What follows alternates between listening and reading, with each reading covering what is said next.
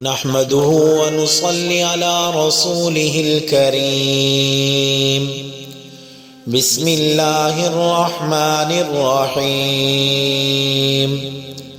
حضرت سلمان فارسی رضی اللہ عنہ سے مروی ایک طویل حدیث میں رمضان المبارک میں بطور خاص 4 کام کرنے کی رسول اللہ صلی اللہ علیہ وسلم نے ترغیب دی ہے۔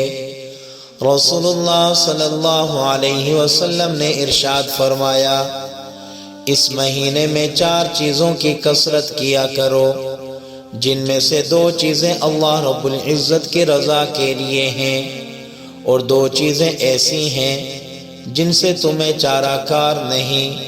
پہلی 2 چیزیں جن سے تم اپنے رب کو راضی کرو وہ کلمہ طیبہ اور استغفار کی کثرت ہے، اور دوسری 2 چیزیں یہ ہیں، جنت کی طلب کرو اور جہنم کی آگ سے پناہ مانگو۔ تو میرے بھائیو، رمضان المبارک کا بابرکت مہینہ چل رہا ہے۔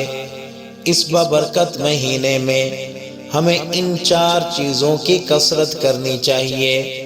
اپنے رب کو راضی کرنے کے لیے اٹھتے بیٹھتے چلتے پھرتے کلمہ طیبہ کا ورد کرنا چاہیے، اور استغفار کی کثرت کرنی چاہیے، اور اللہ رب العزت سے جنت کی طلب کرنی چاہیے، اور جہنم کی آگ سے پناہ مانگنی چاہیے۔ دعا ہے کہ اللہ رب العزت ہمیں کلمہ طیبہ اور استغفار کی کثرت کرنے کی توفیق عطا فرمائے، اور ہم ہر وقت اپنے رب سے جنت کی طلب کرتے رہیں اور جہنم کی آگ سے پناہ مانگتے رہیں، اور اللہ رب العزت ہمیں اس بابرکت مہینے میں زیادہ سے زیادہ عبادات کرنے کی توفیق عطا فرمائے۔